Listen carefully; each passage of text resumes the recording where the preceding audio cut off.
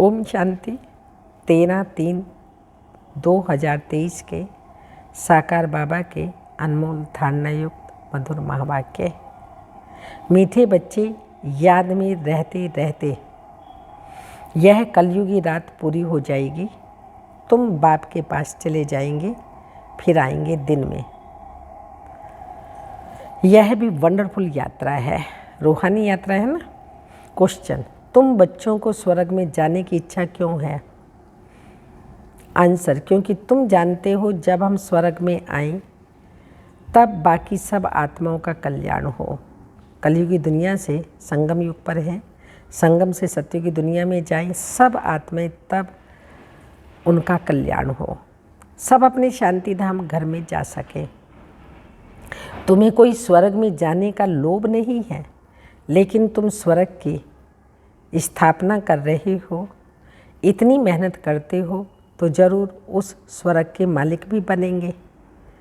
बाकी तुम्हें कोई दूसरी इच्छा नहीं है। मनुष्यों को तो इच्छा रहती है हमें भगवान का साक्षात्कार हो, लेकिन वह तो तुम्हें स्वयं पढ़ा रहे हैं। गीत रात की राही थक मत जाना, सुबह की मंजिल दूर नहीं, थकना हम वीरों का दस्तूर नहीं। ओम शांति। रात की राही का अर्थ तो बच्चे नंबरवार पुरुषार्थ अनुसार जानते ही होंगे। अगर बच्चों का स्वदर्शन चक्र फिरता रहता है, स्मृति में रहते हैं, तो वह समझ सकेंगे बरोबर हम दिन अर्थात स्वर्ग के कितना नज़दीक पहुँचे हैं। बच्चों को समझाया है ये बेहद का दिन और रात है। ब्रह्मा की बेहद की रात कहा जाता है। शास्त्रों में कितना अच्छा नाम लिखा हुआ है। ऐसे नहीं कहा जाएगा कि लक्ष्मी नारायण की भी रात होगी, नहीं। ब्रह्मा का दिन ब्रह्मा की रात कहा जाता है। लक्ष्मी नारायण तो वहाँ राज्य करते थे, फिर जरूर सृष्टि चक्र को फिरना है।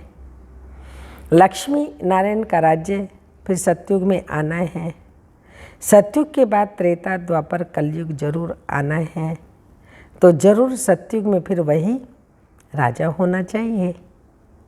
यह ज्ञान सिर्फ शिव बाबा ही ब्रह्मा द्वारा तुम बच्चों को देते हैं, इसलिए तुमको ही ये सृष्टि चक्र का ज्ञान है, देवताओं को नहीं है। तुम ब्राह्मणों की बुद्धि में ये चक्र फिरता रहता है, इसलिए नाम रखा है ब्रह्मा और ब्रह्मा कुमार कुमारियों की रात। अभी तुम चल रहे हो दिन तरफ। सतयुग को दिन, कलयुग को रात कहा जाता है। तुम बच्चे जानते हो हमारी ये यात्रा कलयुग के अंत, सतयुग के आदि संगम पर ही होती है। तुम बैठे कलयुग में हो, तुम्हारी बुद्धि वहाँ है। आत्मा को समझना है हमको ये शरीर छोड़कर बाप के पास जाना है। शरीर तो अंत में छोड़ेंगे जब मंजिल पूरी होगी, अर्थात बाप योग सिखलाना बंद करेंगे। पढ़ाई का अंत होगा तब जब बाप सिखाते पढ़ाते रहते हैं।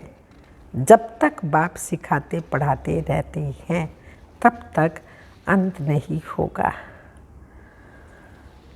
बच्चे बाप की याद में रहते हैं। ऐसे याद में रहते रहते रात पूरी हो जाएगी और तुम बाप के पास चले जाएंगे। अज्ञान अंधकार, अज्ञानता की रात पूरी होगी और हम ज्ञान रोशनी, ज्ञान सूर्य के पास जा कर के फिर सतयुग दिन में आ जाएंगे। फिर तुम आएंगे दिन में। ये तुम्हारी वंडरफुल यात्रा है। बाप दिन स्थापन करते हैं तुम ब्रह्मा कुमार कुमारियों के लिए। अब दिन अर्थात सतयुग आ रहा है। अभी तुम कलयुग रात में बैठे हो। निरंतर बाप को याद करते रहो। बाप ने समझाया सभी को मरना है जरूर। मनुष्य पूछते हैं कब मरना है, कब विनाश होगा। अब दिव्य दृष्टि से विनाश का साक्षात्कार किया हुआ है, फिर इन आँखों से देखना जरूर है। और स्थापना जिसका साक्षात्कार करते हैं वह भी इन आँखों से देखना है। तो मुख्य जिस ब्रह्मा का दिन और रात गाया हुआ है उनको ही स्थापना और विनाश का साक्षात्कार हुआ है। तो जो दिव्य दृष्टि से देखा है वह प्रैक्टिकल में जरूर होगा। भक्ति मार्ग में जो कुछ साक्षात्कार होता है वो दिव्य दृष्टि से देखते हैं। तुम भी दिव्य दृष्टि से देखते हो। तुमको किसी चीज़ की इच्छा नहीं रहती। सन्यासी लोगों को इच्छा रहती है परम पिता परमात्मा को देखने की। यहाँ तुम बच्चों को तो परमात्मा खुद बैठ पढ़ाते हैं, साक्षात्कार करें, उसको देखें नहीं। हम तो संगम युग पर परमात्म पालना में पल रहे हैं, परमात्म पढ़ाई पढ़ रहे हैं, परमात्म वरदानों से अपनी बुद्धि रूपी झोली भर रहे हैं। तो हमें साक्षात्कार करके क्या करना है? तो बाबा ने कहा यहाँ तो तुम बच्चों को परम पिता परमात्मा खुद बैठ पढ़ाते हैं। तुमको इच्छा है स्वर्ग में जाने की। तो बच्चे जानते हैं कि हम स्वर्ग में जाएंगे तो सभी का कल्याण हो जाएगा। अभी तुम जानते हो बेहद का बाप जो मनुष्य सृष्टि का रचयिता है, बीज रूप है, वो झाड़ के आदि मध्य अंत को जानते हैं। हम उस बाप को और उनके वर्षे को जानते हैं। जैसे वो झाड़ होते हैं, जानते हैं यह आम का झाड़ है। बीज बोने से पहले 2-4 पत्ते निकलते हैं, फिर झाड़ बड़ा हो जाता है। तो वह जड़ बीज यह बाप है, मनुष्य सृष्टि का चैतन्य बीज रूप। उसे ही नॉलेजफुल कहा जाता है। बच्चे जानते हैं ये पाठशाला है जिसमें यह विद्या पढ़ाई मिल रही है और तुम योग भी सीख रहे हो। इस विद्या से तुम भविष्य प्रिंसेस बनते हो। आत्मा पवित्र जरूर चाहिए। अभी तो सब अपवित्र हैं, परंतु कोई को पतित कहो तो मानेंगे नहीं। कहते हैं कृष्णपुरी में भी 1-2 को दुख देने वाले कंस जरासंधि आदि थे। 1-2 को सुख देने वाले को पावन कहा जाता है। स्वर्ग में कोई दुख देता नहीं है। अरे यहाँ तो शेर बकरी भी एक घाट पर पानी पीते हैं, किसी को दुख नहीं देते। परंतु यह बातें कोई समझते थोड़ी हैं। जो शास्त्र पढ़े हैं वही बातें बुद्धि में आ जाती हैं। देवताओं के पुजारी अपने को खुद ही चमाट मारते हैं।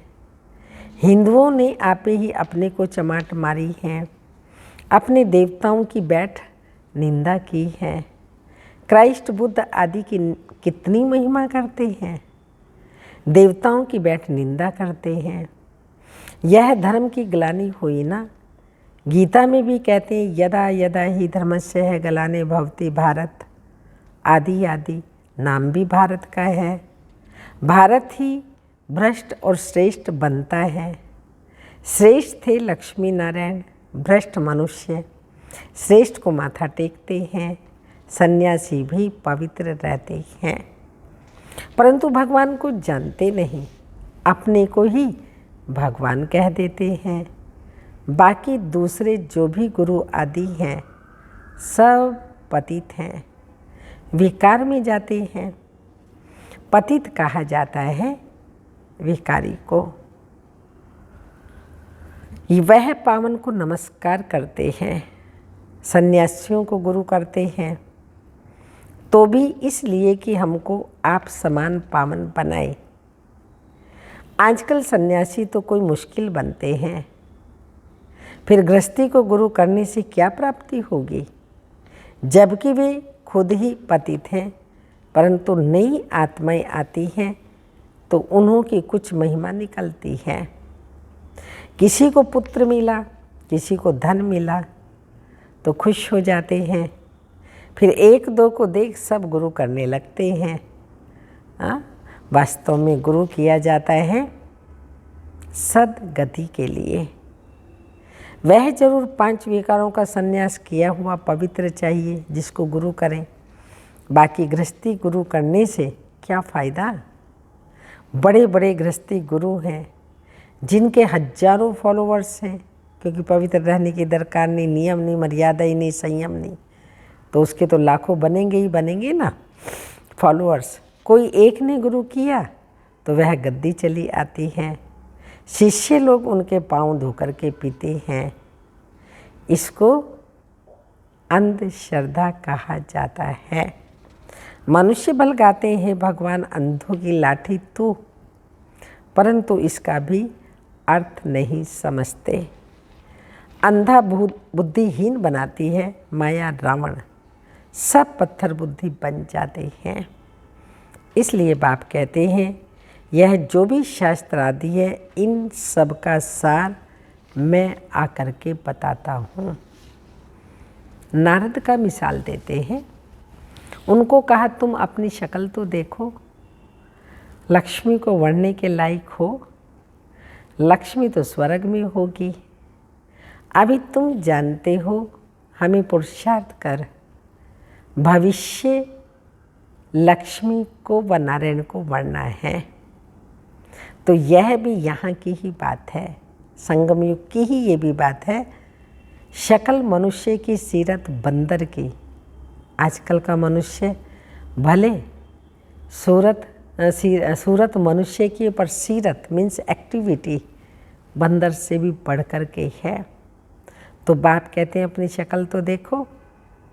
मनुष्य तुमको कहेंगे तुम स्वर्ग के मालिक बनने का भी लोभ रखते हो ना, तो उनको समझाना है अरे हम तो सारी सृष्टि को स्वर्ग बनाते हैं, इतनी मेहनत करते हैं तो ज़रूर मालिक भी हमको बनना पड़ेगा ना, कोई तो राज्य लेगा ना। तो बाबा ने समझाया है नंबर 1 है काम महाशत्रु, जो मनुष्य को आदि मध्य अंत दुख देता है। यह आधा कल्प का बड़ा दुश्मन है। पर ड्रामा में सुख दुख है, परंतु दुख में ले जाने वाला भी तो है, वह है रावण। आधा कल्प रावण राज्य चलता है। ये बातें तुम बच्चे ही जानते हो, तुम्हारे में भी नंबर 12 है। अब देखो कहते हैं कैलाश पर्वत पर शंकर पार्वती रहते हैं। प्रेसिडेंट आदि भी अमरनाथ कैलाश पर्वत पर जाते हैं, परंतु इतना भी समझते नहीं कि वहाँ शंकर पार्वती कहाँ से आए। क्या पार्वती दुर्गति में थी जो उनको बैठ कथा सुनाई? सूक्ष्म मतन में तो दुर्गति का प्रश्न ही नहीं है। कितना दूर दूर जाकर मनुष्य थक जाते हैं। तो यह है भक्ति मार्ग। दुख तो मनुष्यों को पाना ही है, प्राप्ति है अल्पकाल की। बाबा कहते दुख तो पाना ही है, कितना दूर दूर जाकर धक्के खाते रहते हैं, तो ये दुख पाना है। कोई तो दुख तो मनुष्य को पाना ही है, प्राप्ति है अल्पकाल की। वो कौन सी प्राप्ति है? तीर्थों पर जितना समय रहते हैं उतना समय पवित्र रहते हैं। कोई तो शराब बगैर रह नहीं सकते, तो छिपा करके शराब की बोतल भी यात्राओं पर ले जाते हैं। फिर वह कोई तीर्थ थोड़ी हुआ, वहाँ भी कितना गंध लगा पड़ा है, बात मत पूछो। विकारी मनुष्य को विकार बिना भी वहाँ विकार भी वहाँ मिलता है। मनुष्यों को ज्ञान ही नहीं तो समझते ही नहीं, तो कहते हैं भक्ति अच्छी है, उनसे ही भगवान मिलेगा। आधा कल्प भक्ति के धक्के खाने पड़ते हैं। आधा कल्प के बाद जब भक्ति पूरी होती है तो फिर भगवान आते हैं। बाबा को तरस पड़ता है। ऐसे नहीं कि भक्ति से भगवान को पाते हैं, ऐसा होता तो फिर भगवान को पुकारते क्यों, याद क्यों करते? भगवान कब मिलता है ये समझते ही नहीं। भक्ति से श्री कृष्ण का साक्षात्कार हुआ तो बस समझते हैं उनको भगवान मिल गया, बैकुंठ वासी हुआ, श्री कृष्ण का दर्शन हुआ, बस चला गया कृष्णपुरी में। परंतु जाता नहीं है। तो भक्ति मार्ग में अंधश्रद्धा बहुत है। तुम बच्चे अभी समझ गए हो, बाप साधारण तन में आते हैं तब तो गाली खाते हैं, नहीं तो भला किस तन में आए। श्री कृष्ण के तन में तो गाली खा न सके, परंतु श्री कृष्ण पतित दुनिया में पावन बनाने आए, ये तो हो ही नहीं सकता। श्री कृष्ण को पतित पावन कहते भी नहीं हैं, तो मनुष्य यह भी नहीं समझते कि पतित पावन कौन है, कैसे आती हैं, इसलिए कोई को भी विश्वास ही नहीं बैठता। शास्त्रों में तो है नहीं कि कैसे ब्रह्मा तन में आते हैं। कहते भी हैं ब्रह्मा मुख द्वारा सूर्यवंशी चंद्रवंशी धर्म की स्थापना होती है, फिर भूल जाते हैं कब होती है, कैसे होती है। प्रजापिता ब्रह्मा तो जरूर यहाँ कल्प के संगम पर ही होना चाहिए ना, तब तो ब्राह्मणों की नई सृष्टि रची जाए। मनुष्य बहुत मूंझे हुए हैं, तो उनको रास्ता बताना है। बाप कितनी भारी सर्विस आकर करते हैं। तुम समझते हो हम पांच विकारों से एकदम बंदर से भी बदतर होते गए। हम सो देवता थे, फिर एकदम क्या बन गए हैं। ऐसों को फिर बाप कितना ऊंच बनाते हैं। तो ऐसे बाप से कितना लव करना चाहिए। यह बाप सुनाते हैं, ये दादा सुनाते हैं, यह भी कितने बच्चों को पता नहीं पड़ता है। बाबा कहते हैं विचार करो, मैं सदैव रथ पर हाजिर रह सकता हूँ? यह तो हो नहीं सकता। मैं तो आता ही हूँ बच्चों की सर्विस पर। बाबा के पास समाचार आया था, कोई ने पूछा क्या मनुष्य किसी को सुख दे सकते हैं? ये तो मनुष्य के हाथ में है। तो एक ने कहा कि नहीं, ईश्वर ही है जो मनुष्य को सुख दे सकता है, मनुष्यों के हाथ में तो कुछ नहीं है। तो कोई बच्चे ने फिर समझाया, मनुष्य ही सुख देता है, मनुष्य ही सब कुछ करता है, ईश्वर के हाथ में कुछ नहीं। अरे तुम थोड़ी कुछ देते हो, ईश्वर के हाथ में ही तो है ना। तो समझाना चाहिए श्रीमत पर चलना है। परम पिता की श्रीमत बगैर कोई सुख दे न सके। अपनी बड़ाई नहीं करनी चाहिए। हम श्रीमत पर सारी सृष्टि को स्वर्ग बनाते हैं। तो देखो कितना भारी भूल तुम बच्चों की होती है। वो कहते हैं ईश्वर के हाथ में है, बीके कहते हैं मनुष्य के हाथ में है। वास्तव में है तो बाप के हाथ में।